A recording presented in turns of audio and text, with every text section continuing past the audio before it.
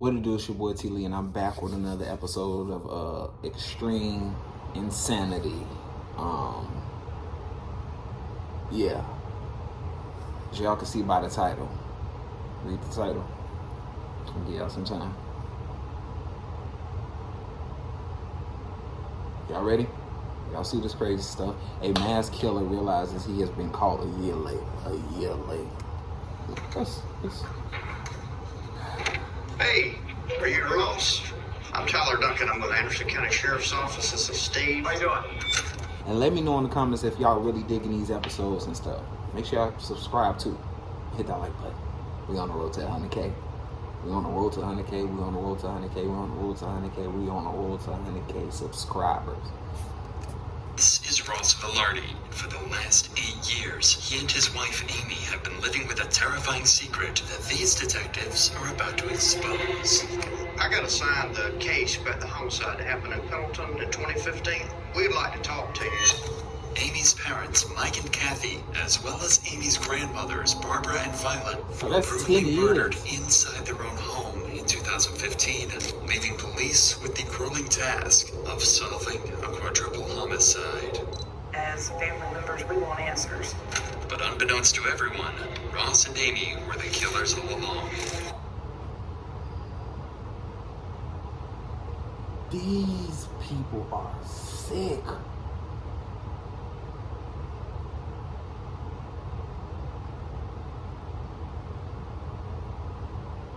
Bro, They're not here because they think are you did it, sick. or you might have For did it, we real. know you did it. It's piling up, Ross.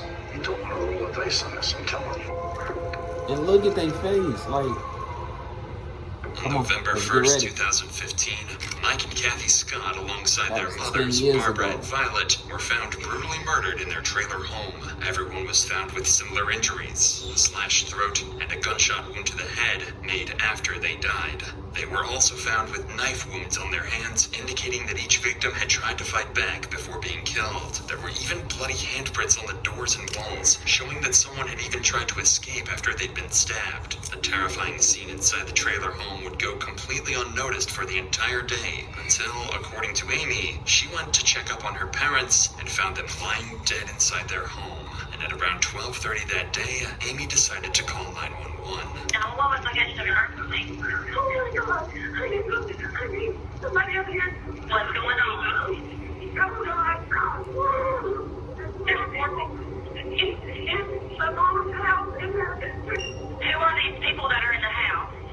It's my mom and my grandmother and my Gabby and my stepdad. When Anderson County Police arrived on the scene, they said it was one of the bloodiest scenes they'd ever been to. But something was off. Detectives noted no signs of forced entry and thought it couldn't have been a robbery, as there were multiple valuable items left in plain sight inside the home. This made two things clear to detectives. Whoever was responsible was allowed inside the home before the acts, and that they only had one thing on their mind: murder.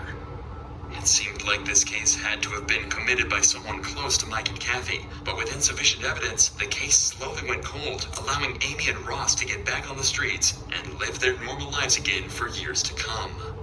The police always had their suspicions about this case, and were never comfortable letting it stagnate. Amy's Facebook page showed that she constantly had fights with Kathy and Mike over her children, often calling them narcissistic, emotionally abusive, and disrespectful. What's most disturbing was a video of Ross and Kathy's fighting found on Amy's page, where Ross says something that would come back to haunt him forever. Why don't you let him? No, you're going I don't think your grandma wants to deal with this trash.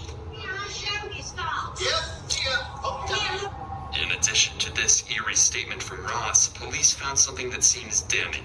They discovered a photo Mike had sent to a coworker just 2 days before his death, a couple of $100 bills. And inside Amy and Ross's trailer was a neatly organized stack of $100 bills, exactly the same serial numbers as Mike's. At the time, this was all treated as circumstantial, but slowly more coincidences would begin to line up that gave police enough reason to suspect Amy and Ross as potential killers. So, in 2023, they reopened the case, nearly a decade after the events that put an end to nearly an entire family. COVID Detectives was started over by with, launching a series of interviews with Mike and Kathy's closest peers to try and get a better picture of Amy and Ross, and see if they might have been responsible after all. They begin with Mike and Kathy's neighbor, to learn about Amy's relationship with her mom, and if he saw anything the day of the incident. With the daughter, got angry with her, and kept the children from Kathy. So tell us about that. It seemed that they really tried to help Amy a lot. And Mike and Kathy, they really took care of the kids. And it broke Kathy and Mike's heart. She just really missed the kids and the two older ladies that lived there. They were used to the kids coming in and out. You think Kathy was afraid at all of Amy and Ross? No, she never expressed that. But it was always the talk of the area that Mike would go to flea markets and he would get some kind of video games that he collected. There was a good resale market for them, and that he would buy any old jewelry that had some gold in it. It was always a rumor that he kept a lot of cash and gold stuff around. Not only did Mike collect jewelry and other rare memorabilia, but it was well known in the community that Mike always had a large sum of cash with him because he feared putting money into the banking system. This made Mike a large target, especially amongst those who knew him well. I think you've got to be one sick puppy going there to kill two some women.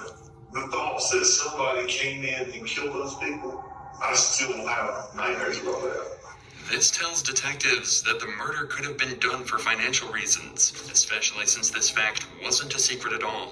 Couple this with the fact that Mike's money was currently sitting safely inside Ross and Amy's safe at home. A picture is starting to form of what might have actually happened that night. But still, nothing is certain at all, and police next head to Roxy Voorhees, an ex-employee of Amy and Ross's, who worked at their pet grooming business during the months leading up to the crime. Roxy had spoken to Amy almost every day for months before the incident, so if anyone had some information to give, it'd be her.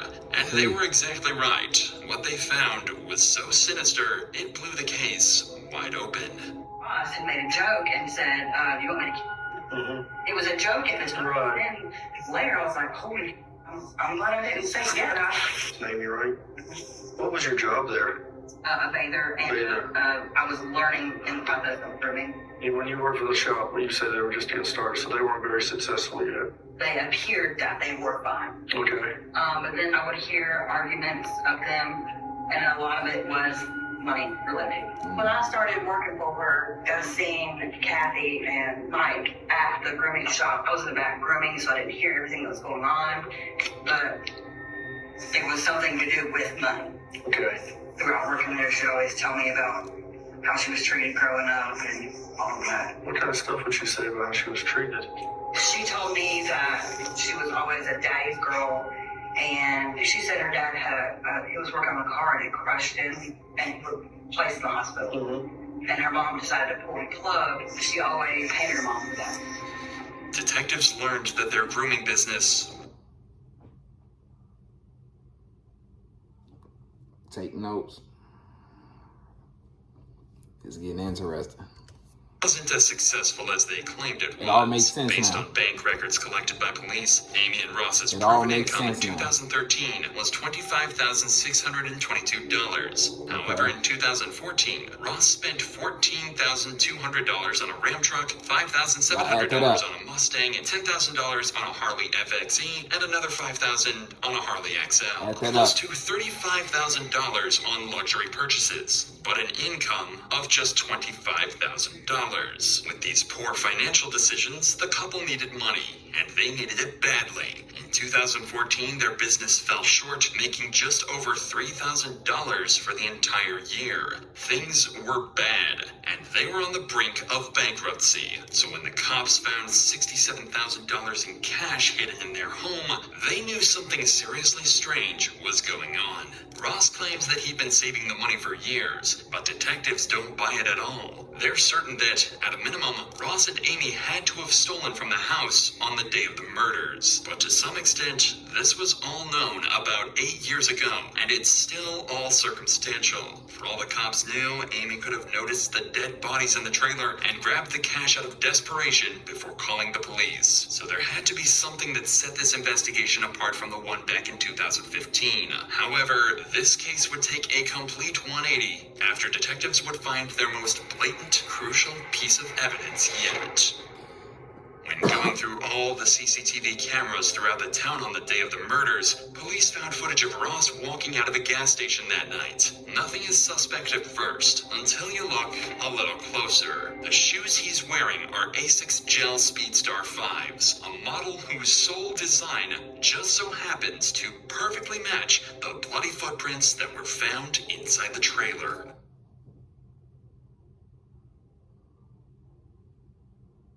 He done. Also, I'm gonna note that you're not getting away with anything these days. There's cameras everywhere. Technology is upgrading. No matter what, just cut it out. You're not getting away. This claim was even confirmed by the shoe company themselves, and the pattern is unique to this specific model, making it clear to detectives that Ross Velarde is a cold-blooded killer. All the evidence had come together. The abundance of cash in Ross and Amy's home, Mike's $100 bills in Ross's safe, identical shoes to the killer, and an ugly past with Mike and Kathy. Police now believe they have everything they need to charge Ross and Amy with the murders. So, on December 11th, 2023, they decide to confront Ross and Amy at their new home to finally uncover the truth about that night once and for all. Look, my mans know he cooked. Capacitor course check is okay. My mans know he cooked. Look at his face. Hey, are you Ross? I'm Tyler Duncan. I'm with Fresh the out of Anderson a County nap. Sheriff's Office. This is Steve. How you doing? I got assigned the case about the homicide that happened in Pendleton in 2015. Okay. Is Amy here? So since she's the one that called 911, I think you were there also. We'd like to talk to you. If you want to come on out, we'll talk to you and then we can talk to her. Can you describe, I guess, your relationship with Mike and Kathy? I had a good relationship with Kathy. My relationship with Mike was really great, actually. It kind of turned sideways a little bit July 4th. So I think y'all had got married that year, is that right? Correct. 2015? Yes, October 24th. The 24th. That would have been, what, about a week or so before? Yep. The last time that I saw Mike and Kathy was before Amy and I left to come down that Halloween. We had just gotten back from my mom and dad's. She went to knock on the back door, but the back door because it kind of just like was already cracked open or something like that. And that's when she apparently found the scene that she found. She went bolting back out of the house. I think she called 911 before she called me, if I remember correctly. So you didn't go over to the other trailer? No. Over to Mike and Kathy's trailer? Correct. I never went in that trailer that day. So after you last seen them, you never went in their place again? Correct. Yeah. The detectives are baiting Ross into a trap, as they know based on the footprints that Ross did without a doubt step into the house on the night of the murders. Later on, they'll be able to confront Ross about these blatant lies in hopes they can shock him into a complete confession. There was a couple things that kind of were red flags, but I don't know if they have anything to do with this or not. Mike bought and sold a lot of items, and some of the people that he was buying from were pretty shady sometimes. So that's another kind of red flag that I had as I was trying to just replay like events leading up to the homicide.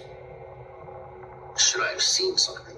We're just starting out with this. When you Ross, what would you do? What do you think happened there, Ross? He's the first gentleman that's asked me that. TV shows that I watch always say, follow the money. and you find out where the real motives are. Ross is unknowingly digging himself into an even deeper hole. When the money is traced, it leads right back to his and Amy's pockets. But there's only so much Ross can do. The police aren't telling him that he's their main suspect, so all he can do is keep on lying, devastatingly unaware that they've already unraveled his entire scheme. They destroyed our business. From January to when this happened, I made just shy of $100,000 with our mobile grooming business. As soon as this happened, with all the media coverage, all of that went away because of this. And you said you had a large amount of money in your single wide. Is that where the money came from? The money that was in our single wide in my safe, about $80,000, that was literally the savings between Amy and myself. The detectives know Ross is lying through his teeth, but for the sake of having a civil conversation with Amy, they'll hold off on confronting and accusing Ross until after their talk with Amy. Just shove a little bullshit out of the front seat right now so Amy can get in. Mm-hmm. He's the victim, you know. Oh, I got that very quickly. But follow the money. Follow the money. You can tell that he's, Yeah, I saw him. and every time he's talking, he can't look at you in the face. I know. You got a tiger by the tail. You know why you don't think you don't. This is a career chase, let me tell you. Your grandmother, and then obviously Mr. Scott and his mom. What do you remember? What can you help us with? Where should we look? I already know she did it. I already know she guilty. I mean, the way she hitting that square, she guilty. She like, God damn.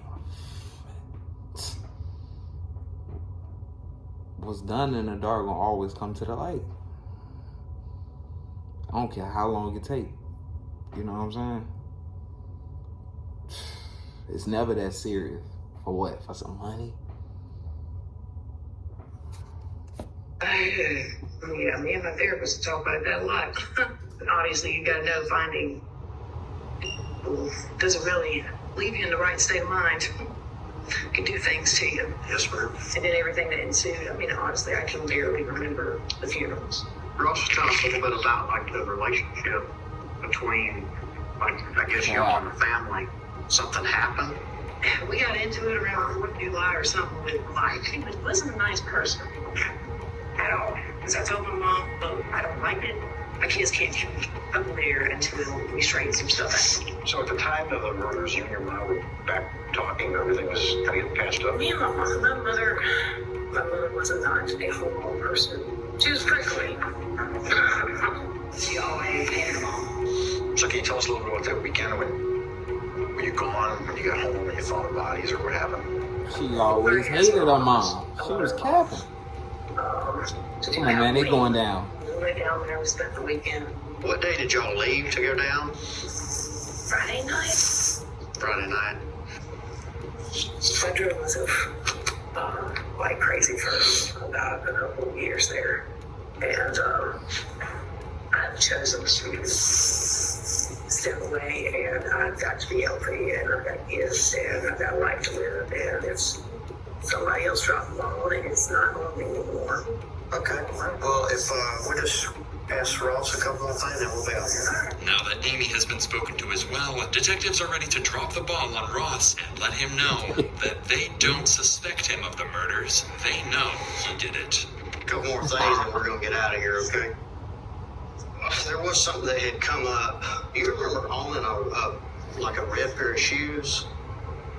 A pair of shoes? ASIC Speed Star shoes. Don't recall these ASIC Speed Star shoes. Yeah, I remember those shoes. Now you What remember. happened to the shoes? That's a good question because I have no idea. This is from crime scene photos, and these are confirmed to be ASIC Speed Star shoes. Okay. Inside, and they have blood droplets on them. And interestingly enough, you're at the Quick Trip wearing those shoes the night of the murders. Okay. Well, So if you never went in the house, I'm just interested to know how they ended up in the house. I have no idea. Somebody how probably wore my those shoes. would have had any kind of blood on them. And obviously, I was wearing them at a Quick Trip on the 31st. Well, and they never found the clothes either that you were wearing. That hoodie. Uh-huh. Let me think here. If you all left on He said I Halloween heard him. afternoon, but you're on video there, the timeline doesn't add up. The fact that your shoes are inside of the house. Yeah, stuff ain't adding up. I was trying to add it up too. Take that up. Yeah, stuff ain't adding up. That's It a ain't big adding problem. up. Again, I don't know where the shoes are at the moment, and I don't remember whatever happened to those particular shoes. If something were to have happened that I had done, it would be stupid for me to wear them into the house and then wear them after that, right? Well, that's what I'm saying. They were never found. So it's almost like you got rid of them. I highly doubt I got rid of them then, but No, we highly doubt Here's you the bottom did. line, okay? So we know what happened, and we're about to prove it. okay. So the opportunity for you is now. My man was cooking. Now it's time to feast. If you want to look out for yourself, is to really just to tell us what happened. If this was something that Amy put you up to doing, because obviously you have the skill set to go in here and do this, and y'all did benefit from the murders, okay? Because you got a lot of money. We've been through your financials, okay? We didn't get a lot of money from this. Y'all were struggling all up until the murders. The money found in your safe, there's money photos from Mike's computer that match the same serial numbers as the money that was found in the safe. So it's not savings. That's money that was found inside of Mike and Kathy's house that Mike was saving, and y'all took it after you killed him. Okay? And I'm telling you right now, we're going to prove it. If you think she's not going to crack on you when we do, then you're mistaken. We're not here because we think you did it or you might have did it. We know you did it. Okay, we're just here as a courtesy. I'm just telling you, Ross, financially at the time, things were really bad. We got text messages between you and Amy saying you don't have the money a few weeks before. And you said it the best, follow the money. We did that. We went right into your single wide. It's piling up, Ross. You don't want to roll the dice on this, I'm telling you. It's not going to come up pretty. If, for instance, Amy and I decided to, or if I decided to take a deal, Right. mine is going to be better than Amy because I came to the trough first, right? Right. So, prison time, no matter what. Amy, prison time, no matter what. My 3 kids in here, they grew up without a father and a mother. Granted, my mother would be more than willing to take them. I understand that. We're not the ones who put you on this predicament. Now you're going to have to deal with the consequences. Or wasn't he thinking that? What was his brain? What was his antennas at when he was doing this stuff? Now he want to put his kids and stuff. Man, he didn't care about that. 20 years in prison. Nah, it might.